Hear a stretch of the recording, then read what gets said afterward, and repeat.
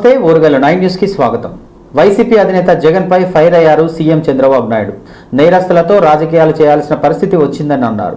రౌడీలకు విగ్రహాలు పెడతారా, ఎవరైనా నేరాలను ప్రోత్సహిస్తారా అంటూ ప్రశ్నించారు. చంపండి నరకండి అంటూ ఎవరైనా మాట్లాడతారాను హింసను పాత్ర సహిస్తూ పోలీసులపై నిందలు మోపుతున్నారంటూ మండిపడ్డారు చంద్రబాబు నాయుడు. తమ ప్రభుత్వం ఎవరిని టార్గెట్ చేయలేదని అన్నారు. చట్టం తన పని తాను చేస్తుందన్నారు.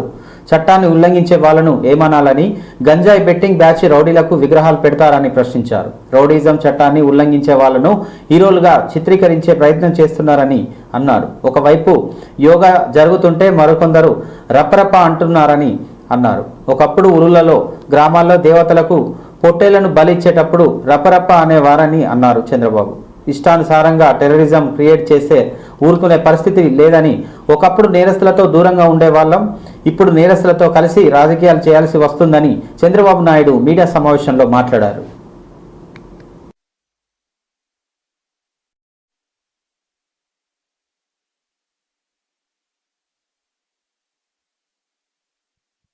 కాన్సంట్రేషన్ పవర్ పెంచుకోగలిగితే వండర్ చేసే అవకాశం ఉంటుంది.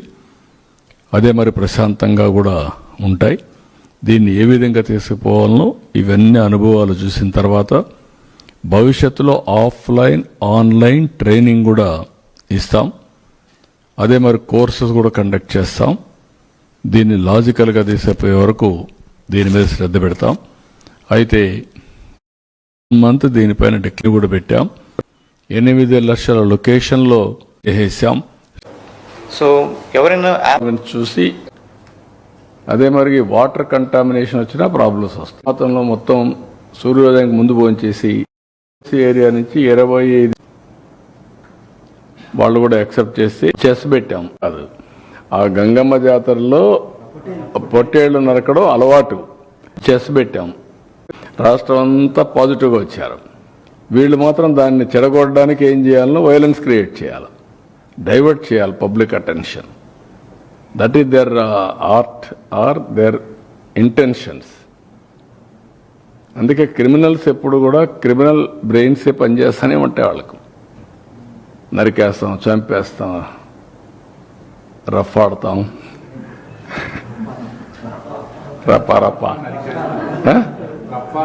రఫా నరికేస్తాం. లేదంటే గంగ జాతరలో బలి ఇచ్చేస్తాం.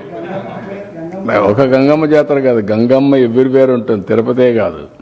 ఆ గంగమ్మ జాతరలో పొట్టేళ్లు నరకడం అలవాటు. ఏ ఊరికి ఆ ఊరు ఇది ఇస్తారు, బలిస్తారు, పశువులు బలిస్తూ ఉంటారు. అది ఇప్పుడు మాట్లాడే పరిస్థితి. ఊర్లో గ్రామ దేవతలు కూడా ఇచ్చేవాళ్ళు. ఒకప్పుడు ఒక ఊర్లో గ్రామ దేవత ఉంటే శక్తిని బట్టి ఒక పొట్టేల్ని బలిచ్చేవాళ్ళు. అప్పుడు అది పెద్ద ఫంక్షన్ చేసేవాళ్ళు ఊర్లలో. మేము చిన్నప్పుడంతా చూసాం. ఇంటికి ఒక ప్రతి ఒక్కడు పెంచేవాడు ఒకదాన్ని, ఒక పొట్టేలు పెంచేవాడు. జనాన్ని చూసి భయపడిపోతే పూర్తి చేసుకునే ప్రజలు చేశారు. పెట్టడం ఎలా చూడొచ్చు సార్? ఇంకా చేయాల్సిన చాలా ఉంది. గంజాయి కానీ అది మన డ్రగ్స్ కానీ ఇప్పుడు ఏంటంటే ఎక్కడన్నా పోతే ఎంత బాధేస్తుందంటే 3 ఏళ్ళ అమ్మాయి పైన రేప్ చేస్తారా? అరే హ్యూమన్ బీయింగ్, నీ మైండ్ అంత ఖరాబ్ అయినాక నీ మైండ్ ఎట్ట బాగు చేస్తామండి నేను అడుగుతున్నా. ముసుగులో ఉండే కమ్యూనల్ ఎలిమెంట్స్ కూడా హ్యాండిల్ చేశాం. అంటే ఎక్కడికి తీసుకుపోతాం ఈ సమాజాన్ని? ఎవరికి న్యాయం జరుగుతుంది? ఒక రౌడీ శాసించే పరిస్థితులు ఒక ఊర్లో వస్తే మీరందరూ ఆలోచిస్తారా? చాలాసార్లు చెప్తా ఉంటాను నేను. గవర్నమెంట్లో అరాచకాలు జరిగాయా లేదా? జరిగిన దానికి యాక్షన్ తీసుకోకుండా వదిలేస్తారా? ప్రతి ఇంటికి టీడీపీ మేనిఫెస్టో అనేటువంటి ఒక కార్యక్రమం, అలాంటిది 1 ఇయర్ తర్వాత పోయి నేను పోలేదే ప్రతిసారి అదే. నేను వచ్చాను, అతను చేసిన పనులు కూడా నేను క్యాన్సిల్ చేశాను. దాన్ని కరెక్ట్ చేసి మాడిఫై చేసి ప్రజాహితం కోసం ముందు తీసుకుపోతున్నా. పర్మిషన్ ఎవరికి నష్టం లేదు. అమికబుల్గా ఇచ్చి పుచ్చుకునే ధోరణిలో సముద్రంలో పోయే నీళ్ళు మీరు వాడుతున్నారు. డెఫినెట్గా ఏ గవర్నమెంట్ అయినా ఒక ఊర్లో ఓటేస్తే భాగస్వామ్యంగా ఉంది సార్. ఆ ఫలితాలు ప్రజలకు అందకుండా చేయాలి. నల్గొండ అయితే ఫ్లోరైడ్ చేశాను ఈవెంట్ కాబట్టి ఐ డోంట్ థింక్ సో. ఇప్పటివరకు నా నోటీస్ ద్వారా నువ్వే తెస్తాను నీకే. రేవంత్ రెడ్డికి బేసిక్స్ తెలియవని, బేసెన్సీ తెలియవని సెటైర్ వేశారు మాజీ మంత్రి హరీష్ రావు. దేవాదుల ఏ బేస్లో ఉందో రేవంత్కు తెలియదన్నారు. ముఖ్యమంత్రి అశ్రద్ధ నిన్న బయటపడిందని విమర్శించారు. బనకచెర్లపై రేవంత్ అసత్య ప్రచారాలు చెప్పారని అన్నారు. ఆంధ్ర దోపిడీ అడ్డుకోమంటే తమపై విమర్శలు చేస్తున్నారని ఫైర్ అయ్యారు. పీఆర్ఎస్ పార్టీ తరపున బనకచెర్ల ప్రాజెక్టు ఆపడానికి సహకరిస్తామని చెప్పారు. అసెంబ్లీలో తీర్మానం చేస్తే తాము మద్దతిస్తామని అన్నారు. బనకచెర్లపై సర్కార్ను నిద్రలేపింది బీఆర్ఎస్ఏనని అన్నారు. తాను ప్రశ్నిస్తేనే సీఎం ఢిల్లీకి లేఖలు రాశారని హరీష్ రావు మీడియా సమావేశంలో మాట్లాడారు. అడ్డుకోండని మేం మాట్లాడితే బోడగుండుకు మోకాలకు ముడిపెట్టినట్టుగా నిన్న రేవంత్ రెడ్డి గారు మాట్లాడారు. అసలు విషయాన్ని పక్కన పెట్టి సొల్లువాగుడు వాగారు ముఖ్యమంత్రి గారు. బేసిన్ల గురించి బేసిక్ నాలెడ్జ్ లేకుండా నిన్న రేవంత్ రెడ్డి గారు మాట్లాడారు. ఆయనకు బహుశా బ్యాగుల మీద మంచి నాలెడ్జ్ ఉన్నట్టుంది, కానీ బేసిన్ల మీద ఆయనకు నాలెడ్జ్ లేదు అని నిన్నటి పీపీటీతో స్పష్టమైపోయింది. ఓ సంస్కారం లేని వ్యక్తి, మాట్లాడితే సొల్లు, మాట్లాడితే ఎదుటిమారి మీద బుర్ర జల్లడం, నోటికొచ్చినట్టు ఒదురుబోత్తనంతో మాట్లాడడం. ఆయన సలహాదారుడు తెలంగాణ కిందకి వస్తుందా ఆంధ్ర కిందకి వస్తుందా అని అడుగుతాడు నిన్న. అంటే ఇది నల్లమల్ల పులిమిడ్డ కాదు, వెకిలి మాటల వెర్రిబిడ్డ అని నిన్న తెలుసుకున్నాడు రేవంత్ రెడ్డి. ఏకవాక్య తీర్మానం చేసి ఢిల్లీకి పంపి నువ్వు దాని మీద రాష్ట్ర ప్రయోజనాలు కాపాడతావా, దాన్ని రాజకీయ వేదికగా మారుస్తావా? నీకు జ్ఞానం లేకపోతే నీ యొక్క మూర్ఖత్వం వల్ల ఈ రాష్ట్రం నష్టపోయే ప్రమాదం ఉంది మిస్టర్ రేవంత్ రెడ్డి. చంద్రబాబును అడుక్కునే బుద్ధి పోతున్నట్లేదు. వార్దా తమ్మిడిహట్టి వార్దా ప్రాజెక్ట్ సంబంధించి ఢిల్లీలో ప్రాజెక్టు పరిశీలనలో ఉంది. దానికి కూడా సూత్రప్రాయంగా కేంద్రం అంగీకరించింది. Chief minister union water resource minister కు కేసీఆర్ గారు రాసిన లెటర్. దీంట్లో drinking water Telangana will use of the, ఆ నది పరివాహక ప్రాంతంలో పుట్టి పెరిగినవు, ఆడ నుంచి ఎమ్మెల్యే అయినవు, ఆ నదిలో వాటా ఎంత, ఆ నదిలో మన హక్కు ఎంత కూడా. ఇంత ద్రోహమా నువ్వు మాట్లాడుతున్నావు? ఈరోజు ప్రధానమంత్రి గారి దగ్గరికి వెళ్ళారు. పోలవరం నుంచి మళ్లించే నీళ్లలో 45 టీఎంసీలు కూడా నాగార్జున సాగర్ ఎగువన తెలంగాణకు వచ్చే దాన్ని కూడా టర్మ్స్ ఆఫ్ రెఫరెన్స్ లో చేర్పించి ఆనాడు సెక్షన్ 3ని కేసీఆర్ సాధించారు. My document, this is the document submitted by Telangana irrigation department in front of the Brijesh Kumar tribunal.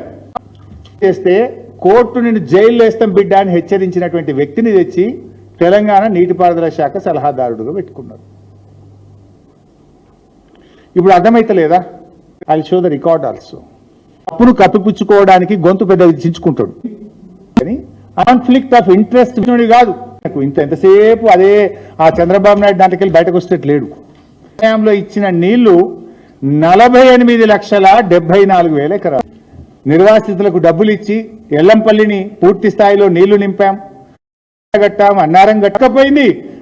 ఆయన ఎస్ఎల్బిసి కుప్పగూలి అయిపోతున్నట్టన అది తాత్కాలిక ఒప్పందం. ఆయన కూడా బీఆర్ఎస్ మీద వెళ్తాడు. నిన్న మాట్లాడుతున్నాడు ఆయన. అసలు కూలింది మీ కాలంలో కాదా? మీ తొందరపాటు వల్ల కాదా? జాగ్రత్తలు తీసుకోకపోవడం వల్ల కాదా? ఇప్పటికి శవాలు బయటకు రాలేదు, కనీసం దాని మీద నీకు సోయి లేదు. ఇంకా ఉల్టా దబాయిసేది అంటే చూడు, చోరు ఉల్టా కోత్వాల్కు డాంటే. ప్రొసీజర్ అండ్ రూల్స్ ప్రకారంగా, ట్రిబ్యునల్ ఆర్డర్స్ ప్రకారంగా ఈ రాష్ట్రానికి తెలంగాణలో సంచలనంగా మారిన phone tapping case AP politics లో హీట్ రేపుతుంది. ఏపీకి చెందిన ప్రముఖుల ఫోన్లు కూడా ట్యాప్ అయ్యాయని అంటూ ఆరోపణలు వినిపిస్తుండటంతో హాట్ టాపిక్ గా మారింది. ఈ క్రమంలో జగన్ తన ఫోన్ కూడా ట్యాపింగ్ చేశారంటూ ఏపీ పీసీసీ చీఫ్ షర్మిల సంచలన ఆరోపణలు చేశారు. గురువారం షర్మిల వ్యాఖ్యలపై స్పందించిన వైఎస్ జగన్ కీలక వ్యాఖ్యలు చేశారు. పక్క రాష్ట్రంలో ఫోన్ ట్యాపింగ్ జరిగితే మాకేంటి సంబంధమని అన్నారు. షర్మిల అప్పట్లో క్రియాశీలకంగా ఉందని చేశారేమోనని అన్నారు. అసలు ఫోన్ ట్యాపింగ్ చేశారో లేదో మాకిలా తెలుస్తుందన్నారు. ఇది ఇలా ఉండగా ఏపీ తెలంగాణ మధ్య నీటి వివాదంపై స్పందించిన జగన్ కీలక వ్యాఖ్యలు చేశారు. ఏపీ తెలంగాణ రాష్ట్రాల నీటి వాటాలకు సంబంధించి జగన్ స్పందించారు. గోదావరి నీటిని కృష్ణా బేసిన్కు తరలించడం ద్వారా శ్రీశైలం, నాగార్జున సాగర్ ప్రాజెక్టులపై ఒత్తిడి తగ్గుతుందన్నారు. పోలవరం కెనాల్స్ ద్వారా ఎక్కువ నీటిని పంపు చేయగలిగితే నాగార్జున సాగర్ డ్యాంపై ఒత్తిడి తగ్గుతుందని, అప్పుడు శ్రీశైలం ప్రాజెక్టులోని నీటి వాటాను రాయలసీమకు పూర్తిగా వాడుకోవచ్చని జగన్ పేర్కొన్నారు.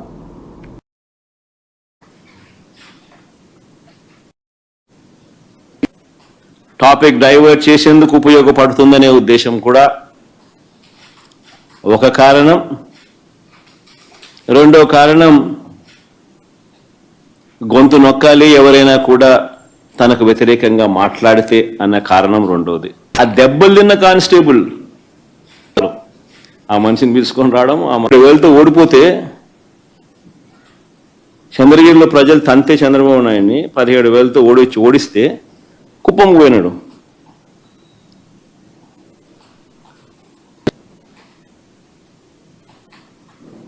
రాజకేశ్వర రెడ్డి, బాలాజీ, గోవిందప్ప ఇలాంటి వారిని అరెస్ట్ చేసి జైలుకు పంపారు. తీసుకుని వీళ్ళని అరెస్ట్ చేసే, ధ్వంసం చేసే కార్యక్రమం. ఇదే కొమ్మినేని శ్రీనివాస్ గారు, కొమ్మినేని శ్రీనివాసరావు గారు అయితే అనే ఒక పేదవాడు, ఒక పేద కూలి అప్పు చెల్లించలేదని చేసి మరి 50% పదవులు 36,000 ఇస్తానని చెప్పినోడు కనీసం 109 కోట్లకు గాను రాష్ట్రంలో 50 ఏళ్ళు నాలుక మందమని అందించి ఏప్రిల్ మేలో ఇవ్వాలి. నెలకు ఫీజులు పెంచి మేలు జరిగిందా అంటే అది లేదు. అది ఇప్పటికీ అబద్ధాలు. తాను అబద్ధాలు ఆడుతూ తాను ఎప్పుడూ ఏ ప్రభుత్వం ఆస్తిని తాకట్టు పెట్టలేదని చెప్పి ఈ మధ్యకాలంలో చాలా గట్టిగా గంభీరంగా చెప్పాడు. డైరెక్ట్ డెబిట్ మ్యాండేట్, మీ నమోదు సంఖ్య అంటే ఆమె ఓటీపీ నెంబర్ ఇచ్చినారు. ఈ నెంబర్ ఇచ్చి మీ సంక్షేమ వివరములకు తెలపడానికి ఈ నెంబర్కు మిస్డ్ కాల్ ఇవ్వండి అని కూడా కేసు పెట్టారు సార్. ప్రేమ ఎక్కువైనప్పుడు వాళ్ళు వస్తే తప్పే ఉంది. వాళ్ళు వచ్చినందువల్ల నీకేం బాధ? నువ్వేమైనా వాళ్ళకైనా భోజనం పెడతానవా? నువ్వేమైనా వాళ్ళని ఏమైనా చూసుకుంటున్నావా? నీకేం బాధ? మా పార్టీ వాళ్ళు, లేకపోతే నన్ను అభిమానించేవాళ్ళు, నన్ను ప్రేమించేవాళ్ళు, లేకపోతే ప్రజలతో పాటు నేను మమేకం అవుతున్నాను, వాళ్ళకు లేని బాధ నాకు లేని బాధ నీకెందుకు బాధ? ఏను స్వామి ఇది? ఏ ప్రపంచంలో ఉన్నాం? ఇదంతా డెమోక్రసీలో ఉన్నామా? డెమోక్రసీలో లేమా? సార్ ఆ పోస్టర్ పట్టుకున్న అతను కూడా టీడీపీ కొన్నాడు సార్. రైట్స్ వీళ్ళకి తాకట్టు పెడతా ఉన్నాం. దాదాపుగా 80% ఆఫ్ ది లోనా అంతే, అక్కడైనా పోలవరమైనా అంతే. సో కాంప్రిహెన్సివ్ గా ప్రజల్ని మోసం చేశారని ఫైర్ అయ్యారు మంత్రి పొంగిలేటి శ్రీనివాసరెడ్డి. ఎప్పుడు ఎన్నికలు వచ్చినా బొమ్మాయిలను చూపించుకొని ఓట్లు వేయించుకున్నారని మండిపడ్డారు. జూన్ 19న యాదాద్రి జిల్లా తుర్కపల్లి మండలం వాసలమరిలో 205 మంది లబ్ధిదారులకు ఇందిరమ్మ ఇండ్లు మంజూరు పత్రాలను అందజేశారు. ఈ సందర్భంగా మాట్లాడిన ఆయన సీఎం రేవంత్ రెడ్డి చొరవతోనే ఒక వారంలోనే వాసలమరిని బాగు చేస్తున్నామని చెప్పారు. ఆగం చేసిన వాసలమరిని అభివృద్ధి చేసి చూపిస్తామని, పేదోడి సొంత ఇంటికల సహకారం ఇస్తున్నామని అన్నారు. ఎన్నికలు ఎప్పుడొచ్చినా బొమ్మ ఇల్లు చూపించుకొని ఓట్లు వేయించుకున్నారని తప్ప ఒక్క ఇల్లు కూడా కట్టించలేదని అన్నారు. మేము మాత్రం ఎన్నికల ముందు ఇచ్చిన ప్రతి హామీలను నెరవేరుస్తున్నామన్నారు. ఇందిరమ్మ ఇండ్లు ప్రభుత్వమే పేదోడి ప్రభుత్వమని అన్నారు. 20 లక్షల ఇందిరమ్మ ఇళ్లను కట్టడం కాంగ్రెస్ ప్రభుత్వం చిత్తశుద్ధికి నిదర్శనమని అన్నారు. భూభారతి చట్టంలో భూములను కాపాడుతామని, ఆగస్టు లోపు భూ సమస్యలు మొత్తం పరిష్కరిస్తామని, ఒప్పును తప్పుగా చేసి 10 ఏళ్లు రాష్ట్రాన్ని ఆగం చేసిన కేసీఆర్ మళ్లీ ప్రజలకు నమ్మించి మోసం చేయడానికి కుట్ర చేస్తున్నాడని పొంగులేటి శ్రీనివాసరెడ్డి మాట్లాడారు. పనిచేస్తారు, నిత్యము మీతోనే మమేకమై ఉంటారు. యువ కిషోరం చామల కిరణ్ గారికి, సభ్యులు గారు ఈనాడు ప్రత్యక్షంగా ఈ గ్రామంలో ఉండి మనం చూస్తున్నాం. అది ఆనాటి పరిపాలన, ఆ పరిపాలన దక్షత. ఎప్పుడు ఎన్నికలు వచ్చినా బొమ్మలు చూపించి ఓట్లు తెచ్చుకోవడం తప్ప, నువ్వు నన్ను గెలిపిస్తే ఇగో ఈ డబుల్ బెడ్రూమ్ ఇస్తామనేవి బొమ్మను చూపించి ఓట్లేంచుకోవటం తప్ప, పట్టుమని ఏ ఊర్లో ఒక 10 ఇళ్లు కట్టిన సందర్భాలు లేదు. ఒక 10 మంది పేదవాళ్ళకి ఉపయోగపడ్డ కార్యక్రమం ఆనాటి ప్రభుత్వం చేయలే. ధనిక తెలంగాణ రాష్ట్రాన్ని ఇందాక మిత్రులు చెప్పినట్లు 8,19,000 కోట్ల అప్పు అయితే చేశారు. అప్పు చేయటమే కాదు, ఆ చేసిన అప్పు మన ఇందిరమ్మ ప్రభుత్వం ప్రతి నెల 6,500 కోట్లు అసలు మిత్తి కడుతూ, ఆనాటి ప్రభుత్వం ఏవైనా అరా కొర మంచి కార్యక్రమాలు చేస్తే వాటిని చేస్తూ ఏది ఆపకుండా ఎన్నికల ముందు ఇచ్చిన ప్రతి హామీని పేదవాడికి ఇచ్చే దిశలో ఇందాక మిత్రులు చెప్పినట్లు పేదవాడికి 200 యూనిట్లు ఉచిత కరెంటు, 500 వాడికి 5 అనే విధంగానే మరొక లక్షలో పనిచేస్తున్నది కూడా మిక్షలతో కలిపి పైలట్ గా వివిధ మండలాల్లో చేసి 3వ విడత మొన్న 3వ తారీఖు నుంచి తెలుసుకున్నాము, తీసుకొచ్చాం. అంతేకాదు ఇచ్చిన 6,000 పైగా లైసెన్స్డ్ సర్వేర్లను కూడా అతి కొద్ది రోజుల్లోనే మీ మండలానికి నిర్ణయించబోతున్న కాపాడే ప్రభుత్వం, పేదోడికి భరోసా ఇచ్చే ప్రభుత్వం, పేదోడి పక్షపాత ప్రభుత్వం మొదటి నుంచి గాడిలో పూర్తయి సోషల్ మీడియాని వాడుకొని తాపత్రయపడుతున్నారు. కాబట్టి కాళేశ్వరం విషయంలో తనపై బురద జల్లడం సరికాదని బీజేపీ ఎంపీ ఈటల రాజేందర్ అన్నారు. చేస్తున్న ఆరోపణలు నిరూపిస్తే రాజకీయాల నుంచి వైదొలుగుతానని చెప్పారు. కాళేశ్వరం అంశంలో నాపై అసత్య ఆరోపణలు చేస్తున్నారన్నారు. కమిషన్ విచారణ త్వరగా ముగుస్తుందన్న నమ్మకం లేదు. దీనిపై సిబిఐ విచారణ జరగాలి. కాళేశ్వరం ప్రాజెక్టును మరమ్మతులు చేసి ప్రజలకు నీళ్లు ఇవ్వాలి. ఆ ప్రాజెక్టు కేసీఆర్ నిర్మించింది కాదు. ప్రాణహిత చేవెళ్ల రీడిజైన్ చేసి కాళేశ్వరం కట్టారు. అన్ని సమీక్షల తర్వాతనే దీనిపై కొలిక్కి వచ్చేస్తామని ఈటల మీడియాతో మాట్లాడారు. వాళ్ళకైతే ధైర్యాన్ని ఇచ్చి అందరూ కూడా పేనం మీద నుంచి పోయిలపడ్డామా అనేటువంటి బాధ, ఏ విశ్వాసంతో అయితే ఈ ప్రభుత్వానికి ఓటేసి గెలిపించిండ్రో, గతంలో ఉన్న ప్రభుత్వం ఓడిపోవాలని చెప్పి పట్టుబట్టి జట్టు కట్టి రేవంత్ రెడ్డికి పట్టం కట్టిండ్రో, అధికారంలో రాగానే కొని ఏ ప్రజలైతే ఓట్లేసిండ్రో, ఏ ప్రజలైతే విశ్వాసాన్ని ప్రకటించిండ్రో ఆ ప్రజల మీదనే దౌర్జన్యం చేసేటువంటి నిర్ణయానికి ఒడిగట్టిండు రేవంత్ రెడ్డి సర్కార్. దాంట్లో మొట్టమొదటిది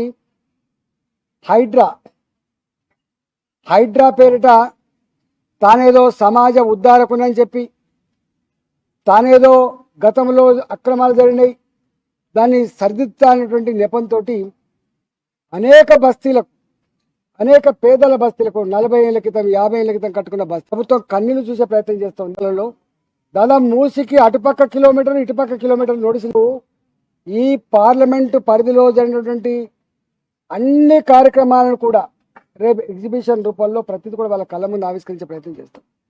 ఇవాళ ఈ సంవత్సర కాలమే కావచ్చు కానీ ఇలాంటి అంటే పేదల భూములు 30 ఏళ్ల క్రితం 40 ఏళ్ల క్రితం ఇవాళ బిల్డింగ్లా మార్చుకోవాలంటే నోటీసులు ఇవ్వడమే కాకుండా గుడి కూడా నోటీసులు అంటే నేషనల్ జనరల్ సెక్రటరీలో మోడీ గారు ఏ ఇనాగరేషన్లు అయితే చేసిండ్రో అదేవిధంగా జవల్ గారు క్రితం